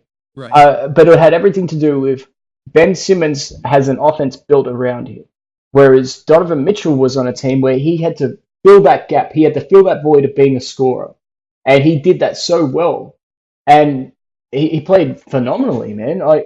I highly rate what they did against Oklahoma. I rate that much more than what Ben Simmons did against Miami. Both were incredible. It was great to see because for so many years, the Rookie of the Year discussion had been forgotten. Nobody cared about it because the players were so shit. They Carter Williams. Yeah, I know, right? I couldn't even tell you who the Rookie of the Year was. Not the last season, the season before. I was some guy. Malcolm Brogdon. Is that who it was? I mean, Malcolm Brogdon won Rookie of the Year. Yeah. Was he even a starter? Yes, he was. He started in Milwaukee. Yeah. He's no longer the starter, right? I think he should be a starter. Okay, but he's not, is he? I think they're starting Bledsoe at the 1 and Middleton at the 2. So yeah, I think he is their 6th man. Boy, for Rookie of the Year, the 6th man. Good job, guys. Right. Yeah. I've got high hopes for Utah. I think they've got a very balanced team. I think they're one player away. If they get one star to complement him with, when I say star, just a consistent scorer that can give him 20 to 25 a night, they could. And I'm not saying this lightly. I think they could really challenge and become an NBA champion. I do too, and actually, I also have Utah in the 4 spot. So we're 4 for 4 so far. All right, who you got at 5? I have. I'll be surprised if you have this same team at 5. And by the way, and we all know that the Western Conference, it was historically packed from like 3 to 9 last year. With Yep. 3 games separating everyone. I think it could go that same way again this year with this bottom half. I have the Denver Nuggets at 5. Okay, we finally got some variation here. Okay. Sweet. I got the Pelicans. Okay. I could definitely see that too. I have the Nuggets here because I think that they have a really nice young core, and I think they have a deep team. And I think if these young players take a step forward, I think Isaiah Thomas coming off the bench, if he's healthy, I think now he can't play a lick of defense, but he's got a chip on his shoulder though, man. He's got yes, he something to does. prove. Yes, he does. And it was a failed experiment in Cleveland last year, which wasn't great. But if he's healthy, he can be a force off the bench. I mean, he was in the MVP discussion just a couple years ago. Well, that's Brad Stevens, man. This is why. Oh, I know. I mean, just look at what he did with Rozier. I know. Some of our backup point guards just coming to fruition. That's a good point. If you're a backup point guard in the NBA, make your way to Boston, whatever you do. But Raymond Felton, go to Boston. Maybe you can turn yourself into an MVP. Get on the treadmill. Now he played really well for Oklahoma last year. He did. That was just a random reference. That was a good one. I'll give you that. Yeah. Now, the reason I've gone with the Pelicans though is I don't care about the loss of Cousins because they played better without him. They did. And what worries me is the loss of Rondo, but because all of a sudden Drew Holiday now has to be the playmaker as well as the scorer for them. Now, Drew Holiday showed me a lot in the playoffs last year, so I'm not putting that past him. But they also picked up Julius Randle, so their defense gets better, and he's a playmaker. So he's not the playmaker of a Rondo. That's fine. But look, the loss of Rondo is kind of like it had to happen. Rondo has a use-by date with teams, even the Celtics. Yes, he does. That's a good point. So, I mean, it had to happen at some point. So just tear the Band-Aid off now, get rid of him now, let him go now. And Anthony Davis, man, the way that he played and controlled that series up against Portland, and plus, I know he's become a laughing stock in the NBA, but the addition of Okafor, I'm not talking about Emeka, I'm talking about Jahlil Okafor. Jaleel, yeah. Yeah, there's nothing to lose there for them. This guy is so talented, and if he doesn't work out, then okay, whatever. So like they're the ones that drafted him. But right. Which team drafted him? Those geniuses in Philly again, right? Oh yeah, trust the process. The process. Let's just go buy lottery tickets every. Yeah. We'll get rich one day, guys. No, but what knuckleheads? Anyway, sorry. So I should do a series, just an episode just on those idiots in Philadelphia. By the way, I'm going to be in Philly in the month. Oh, okay. Maybe you should record it there. Yeah, where would be a good spot outside the Allen Iverson statue? But the point I'm trying to, where the Constitution was signed, I'll pull up the microphone and everything. That would be perfect. Nah, the point I'm trying to make is though, and I'm with you, it's going to be close. It's going to be real close. I think the top 3 last year, the top 2 sort of separated themselves. I think the top 3 will separate themselves, and then you'll get the logjam. Who you got after Denver? Real quick on the Pelicans, don't forget about the Elfrid Payton signing. Yes. I actually, I'm a big fan of his. I think that he can, he is a playmaker, and I think that he has a chance to become a pretty good playmaker. I'm not sure if they're going to start Payton at the 1 and Giroux at the 2, or if they're going to start Drew Holiday at the 1 and Etuan Moore at the 2. But either way, I'm sure they're all going to see a lot of playing time. I have LeBron's Lakers at number 6. Explain yourself. Okay. All right. Here we go. So in my notes next to Lakers, I just have the word LeBron, which it's pretty self-explanatory. I can't. So I think the 6 through 10 teams. I tell you what, the Western Conference was hard to predict this year. Sure, there's a lot. It's always hard to predict. Yeah. Yeah, and so I'm looking at these teams and I'm saying, okay, if these teams are all around the same level, which ones have that difference maker? And obviously LeBron is a difference maker. I guess I could see him missing the playoffs this year, but I don't see it. I think they have a lot of young talent there and I'm not sure how high you are on that young talent. I think some people are too high on the young talent over there. I'm glad you But said that. Yeah. yes, I think some people are too high on that talent over there, specifically Kuzma. Um, but I think that LeBron will, and Luke Walton, by the way, I'm a fan of him as a head coach. I think that I think that they'll find their way to the playoffs. I don't think it's going to be pretty, and I don't think the playoff result is going to be pretty. But I do have them in the 6th seed, and I think it could be by one game over the 7th and 8th seeds. Do you have LeBron's Lakers in the playoffs at all? I do. Okay. But Didn't want to didn't want to steal your thunder. oh no, it's fine. Real quick, I do have the Pelicans at 7. So, Okay. and I agree with you, Anthony Davis, phenomenal. I wouldn't be surprised if they finished, in the 4 or 5 seed. Sure. So okay. Did you say you're 6? Is that where we are? No, my 6 are the Spurs, and it's real Okay. simple. They got to the 7th seed last year without Kawhi Leonard, and they don't have Kawhi Leonard now. We all know they lost that trade. If we're looking talent for talent, DeMar Yes. DeRozan is not on that level, but they've essentially added DeMar DeRozan because Kawhi Leonard wasn't coming back. So, I mean, the thing that worries me though is the retirement of Manu, and I'm not talking about his production. It's just we saw the locker room of the Spurs start to disintegrate or fall apart when Duncan retired, and probably the guy that was holding it together was Manu, and now Manu's gone. Now it's all on Popovich. So we'll see what if for so long the comparisons between Belichick and Popovich have been around. But we'll see how true these comparisons really are, if they're really warranted. Right. Because if he can't hold this team together with LaMarcus Aldridge, because think of the players he's had trouble with. LaMarcus Aldridge never had a problem with him in Portland. Kawhi Leonard was considered a real coachable guy when Duncan was there, and then when Duncan left, then all of a sudden it fell apart because of mismanagement by the Spurs.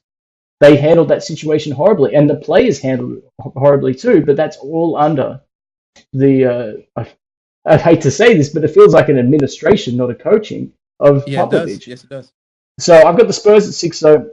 Then I've got the Lakers, and you know what? You're right. People have got them ranked too high, and people have got them ranked too low. And at the end of the day, I'll be the first to admit, who the hell knows? Yes, exactly. I saw some projections, CBS Sports projections that had them with the 3rd seed this year, and I thought that was just ridiculous. I mean, how could you project this team to finish as the 3rd seed? I mean, and I'm with you. I have no idea what's going to happen with LeBron's Lakers this year. I mean, I know they're it's not like they have championship aspirations, and they're certainly not going to be at the bottom of the league. But the question I have for you though, early on you said that you didn't think Tyronn Lue was a good coach, or you didn't have a lot of confidence in him. But you just said that you thought that Luke Walton is a good coach. Now, if we see the same drama, the same offense, the same problems with role players and star players, well, they don't really have star players, but the same problem with teammates, and Luke Walton all of a sudden looks like he's a bad coach, would you admit that that's not the coach? Oh yeah, I mean it's not all on it wasn't all on Lue in Cleveland, definitely not. But I do have some more faith in, and this comes with some inside information. I listen to the Road Trippin' podcast with Channing Frye, Richard Jefferson, a lot of Cavs information on that podcast. And Richard Jefferson is best friends with Luke Walton, and he was talking about how Luke is kind of a just confront the situation right away kind of guy. Mm-hmm. And and I know this isn't my opinion. I'm actually sharing Richard Jefferson's opinion, but he was talking about how if things do get out of hand, that he had confidence that Luke Walton was the type of guy that would just confront that situation and not let it ruin the locker room. I think Lue at times, and this was kind of proven by and I don't want to get into this or anything, but he did struggle with some mental health issues and anxiety during the season, which is I mean, yeah, that's rough to see. And I think he felt in over his head, and I don't blame him. But I think some other coaches would have handled that situation better, and I think Luke Walton might be one of those guys. I certainly don't think that they have the talent that the Cavs have had these past few years, not even close. Oh yeah, it's a bad fit roster wise. I have no idea what they've done with this roster this summer.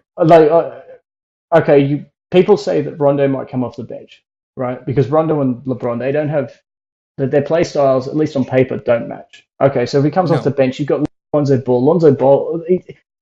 Lonzo Ball is a below mediocre point guard at his position. He's not anything special. No. He may develop into something special. I hope he does because that means the game's better. But at this Right. stage, who knows? Kuzma, who knows? Ingram, I've got the highest hopes for, but once again, we've seen how many players crushed alongside LeBron in terms of their production. Right. I think 7 is generous at this point, and it's based off what you said, LeBron James. Right. And I'll skip ahead to my 8th spot, and that's Portland. You know, Okay. they were 3rd seed in the West, and usually that's a great accomplishment.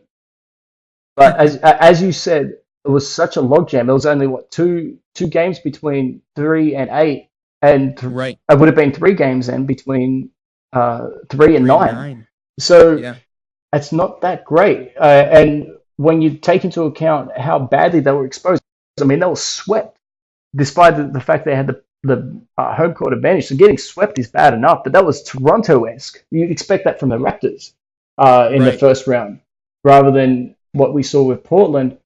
And look, they've got talent there, but the coaching is horrible because they're running such a one-dimensional offense, which is, okay, let's set a high screen and let's hope that C.J. McCollum or Damian Lillard get a mismatch and they can dominate Yep. that.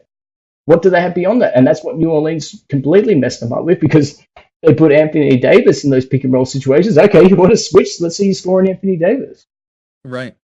So that's who I have at the 8th. But, you know, that's ahead of Denver. But that being said, that's not with any confidence whatsoever. Right. Yeah. So for all those reasons that you just said, I don't have Portland in the playoffs. My 8 seed is the Spurs. Right. I for all the reasons you said, you know, just yeah, they added DeMar DeRozan, and DeMar DeRozan is a very good player. Mm-hmm. I think his play style is like outdated. You know, he's not a great 3 shooter, so he doesn't get the hype as some of these other guys because his game is a lot of mid-range stuff, a lot of attacking the basket, which you saw a lot more of, you know, in the 90s and stuff Right. like that. So he doesn't get the shine, but he's still a very, very good player. And I cannot see them missing out on the playoffs, really. I mean, all these are going to be close, but I would be surprised if San Antonio didn't make the playoffs. And that leaves 2 very good teams out of the playoffs for me, and that's Minnesota and Portland. But like I said, when I was looking at these last few spots, I was looking at, okay, which team has the most potential to kind of go downhill? And you may say LeBron's Lakers, which is definitely true. But, you know, Damian Lillard, C.J. McCollum, Karl Anthony Towns, those guys aren't on the same level as LeBron. So that's why I put LeBron in over those guys. Well, I'm glad you clarified that because, yeah, okay, LeBron's team has more of a chance of being train wrecked, but who do you trust more? Do you trust C.J. McCollum and Damian Lillard or LeBron? Do you trust Karl Anthony Towns and Jimmy Butler or Anthony Wiggins? Right. Or not Anthony, Andrew Wiggins? You go with LeBron once again. Quick question. If Minnesota and Portland were in the East, would they make the playoffs? Oh, absolutely. Something that I wanted to do with you is go down as far as we can in the Eastern Conference and see which teams would make the playoffs in the Eastern Conference, because I think that's an interesting discussion to have. I think Minnesota and Portland undoubtedly would make the playoffs in the East. Do you agree? Oh, yeah. I think the Clippers, too. Clippers? They're too well coached. That's where I'll draw the line, I think. Okay. Memphis, that's probably my question team right there. If healthy. If Marc Gasol's healthy, Mike Conley's healthy, yes. If not, right. And no. That's incredible that the Western Conference, the 12 seed in the Western Conference, yeah, if healthy, would probably be a playoff team in the Eastern Conference. Okay, so I guess should we go quickly through our playoffs then? You know what? Let's skip ahead and let's just say who's going to be in the conference finals. I've got the Rockets and Warriors in the conference finals. I'm assuming you're going to be along the same lines there, although you were talking up the Thunder a bit. Yeah, I have the Warriors and the Thunder in the conference finals. I have the Thunder beating the Rockets in 6 games. Okay. To advance to the conference finals, and I have the Warriors and Thunder in the conference finals, which and part of that is also me just hoping. I want to see, Russell against Kevin Durant. Also, Paul George in there. Paul George seems to take it a bit personal that Durant left. Yeah. Yep. So who do you have winning that series? Golden State. that's where my high hopes for Oklahoma City end. I have I have Golden State winning that series in 6 games. Okay. I've got to ask you today. Well, so you had the Lakers at the 6th seed, if memory serves me correct, or were they the 5th seed? I had the Lakers at the 6th seed. So they would have been playing the Thunder. So LeBron gets Yep. bounced in the first round? Oh yeah, I have the Thunder beating. I have the Thunder over the Lakers in 5 in the first round. Okay. All right. I just wanted to see would it be a long series or? Oh no. I've got the Rockets and Warriors, but I actually look. I'm leaning towards the Warriors, obviously having home court advantage this year. It's going to be close, but I've got the Rockets coming out on top there because I just don't think they're this unbeatable juggernaut. Personally, I think, and this will sound paranoid, but I think that LeBron has a lot of defenders in the media, and they're not rational defenders. And what I mean by that is they will defend him, and they'll go to any extreme to defend him. And one of the ways they do that is to make the Warriors, look untouchable. This team was down 3-2 to the Rockets last year, and it was a Chris Paul injury that was the most significant thing that happened in that series. Yep. It wasn't Klay Thompson woke up. No, it was Chris Paul getting injured. And do you really think they would lose double-digit leads like they did in Game 6 and Game 7 with Chris Paul at helm? I don't think they would. So I think they're a very beatable team. Then when you add in the fact that you've got a head case, and I've got nothing against him. I'm just, from a basketball standpoint, his career, he has been a head case in DeMarcus Cousins. Okay, there's certain people you can slot in. Kevin Durant is one of them. LeBron James, unfortunately, is not one of them because he needs to play a specific way. DeMarcus Cousins, all we have seen from him is playing a specific way, which is a really stupid way of playing for his size. He wants to shoot 3-pointers when the guy is 7 foot, 280 pounds. And at what point does that clash? We have seen before that, Steve Kerr has struggled keeping Draymond Green focused. Right. But Draymond Green is obsessed with winning. Is DeMarcus Cousins obsessed with winning? I have not seen that from him, ever. So there are a lot of ifs there. It's not a sure thing. And then you added to the fact, my God, the Rockets, if they were desperate last year because they thought their championship window was closing, well, how desperate are they going to play this year? Right. Considering their championship window was closing. And people want to say, well, it was a dumb move to let Trevor Ariza go. They had no choice. If they had signed Trevor Ariza, Clint Capella doesn't come back. Right. So they didn't have a choice. So you can make an argument that Ariza is more valuable. Ariza was a great defender, not a great defender, a solid defender. And who they're going to put on Kevin Durant is a question. But once again, PJ Tucker, they still have him. So I like their chances. I really like their chances. I would put money on them if they were to line up and both teams are healthy. And that's with Golden State having the home court. Wow. I'll say that I do agree with you. Last year, if Chris Paul, and that crushed me when he went down, and you could tell that he was badly injured. If Chris Paul stays healthy, they win that series. I have a little bit more faith in DeMarcus Cousins than I do in Carmelo Anthony. I honestly, I'm a little scared about Melo in Houston just because of also what he's shown the past few years with his inability to recognize his declining game. But I could see Houston pulling it out because they do have that star power. I'll give you last season that he couldn't recognize what he needed to do. The season prior, he was willing to hand over the reins to Porzingis in his last season in New York. So he was willing to accept that role in New York. But I do think there's a big difference of playing alongside Chris Paul as your point guard as opposed to Westbrook as your point guard. I think Chris Paul is much more of, Westbrook's probably more of a lead by example guy. Mm-hmm. Whereas Chris Paul is more of a, I'm going to say the right things. He understands who's around him a little bit better. I mean, we saw it last year, his ability himself to adjust his role to play alongside James Harden. So it's an interesting dynamic. And, it's kind of funny. We've got these teams that have all this firepower. We got James Harden, we got Kevin Durant, all these guys, right? Steph Curry, and we're talking about Carmelo and Right. DeMarcus Cousins. Well, I mean, that's the biggest question mark right there. But That's why, you know. isn't that an indication though of how close these teams truly are? Oh yeah. Yes. Over in the East, I'm assuming you're going to go with Boston and Philly, with Boston getting up, or you're going to go with the Raptors. No, I'm going Boston and Philly. Boston winning in 6. I can't argue it. I can't argue it. There's too much depth there, and there's too much team speed. This team Yes. reminds me a lot of the bad boy Pistons, the Boston Celtics. And I don't mean... I haven't heard that. Well, allow me to explain it quickly. Oh, yeah. It's simply because of their team speed. The Pistons, everyone talks about the bad boys and the antics and everything, but you look at Isaiah Thomas, Joe Dumas, Mark Aguirre, Vinnie Johnson, Dennis Rodman, those guys were all lightning quick.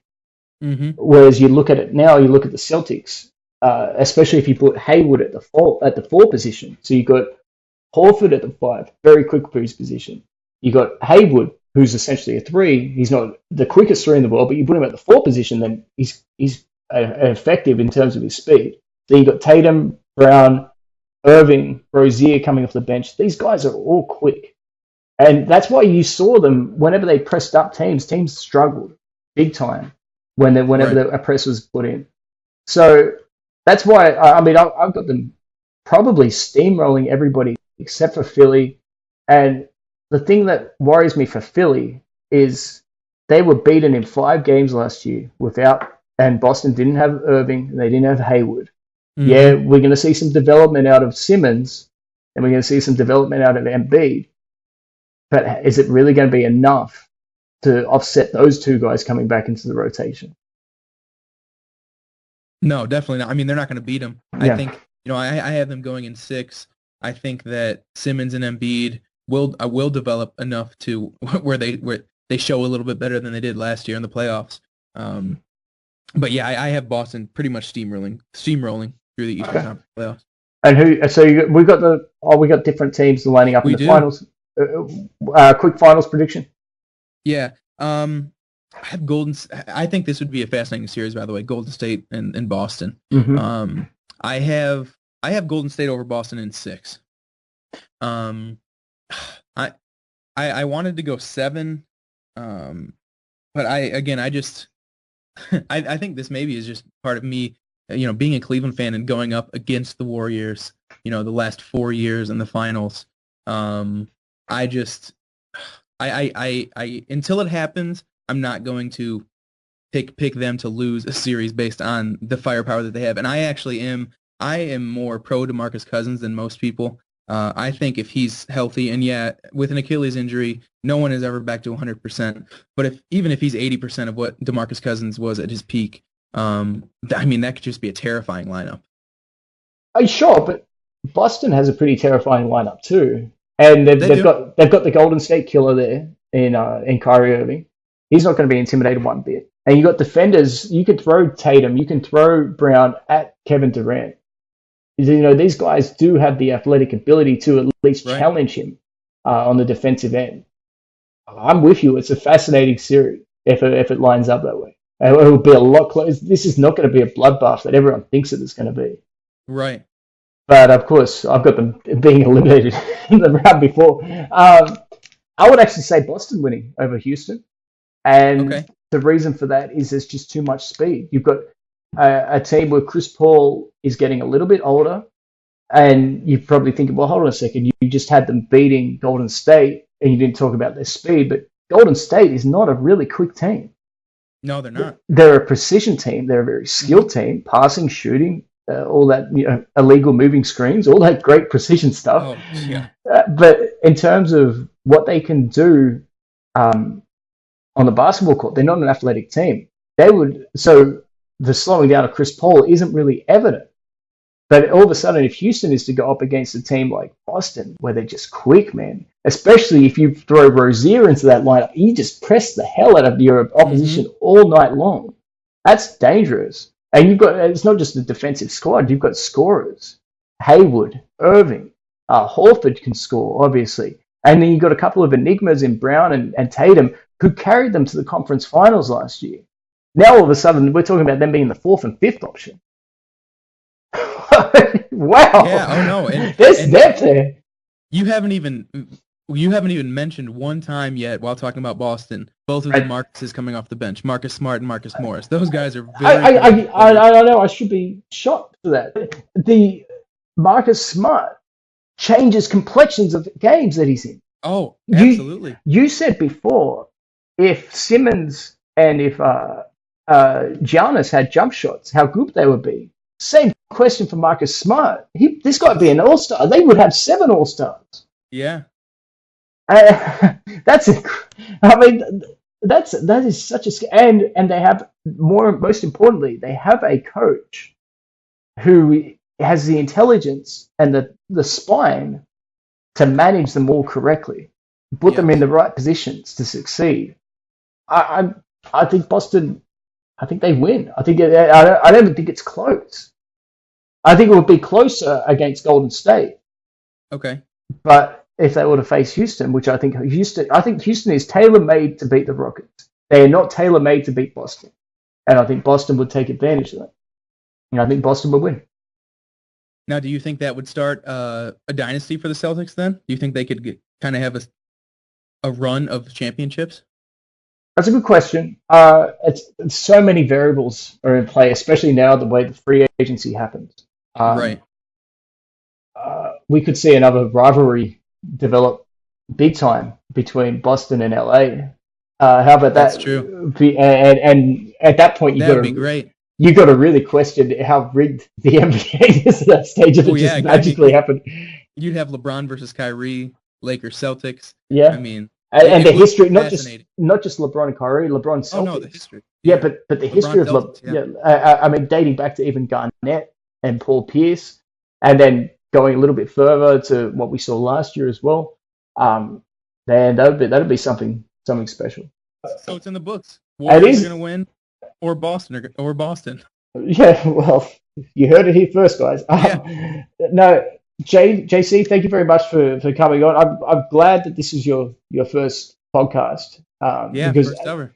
I'm glad it was on my show because I prided myself on how people say this, but it's not true. They say, "Oh, welcome to Intelligent Basketball Discussion," and then they start talking about shoes or Lonzo Ball's haircut, and it's like, man, please, you just wasted 5 minutes of my time downloading this stupid thing. So I do pride myself on having intelligent basketball discussion, and I do always welcome people that disagree with me. I don't take that as personal. I don't want to be worshipped. I want people to challenge me to see if my arguments stack up, because the way I view it is, if my argument is weak, it will be exposed, and I have to change my argument. Right. Because there's no point in going down with that horse. I mean, Allen Iverson's my favorite player of all time. I don't have him in the top 30. And I'm not going to sit up there and argue till I'm blue in the face, because people will never believe it. They'll think they'll give up on the argument because it's pointless. But I'm glad that you came on, because we have in the past had fantastic basketball discussions. I'm very excited about your podcast coming up, and we'll get you back on the show again once you've kicked it into gear, and we'll do some more features. But this is a fantastic first episode with you, man.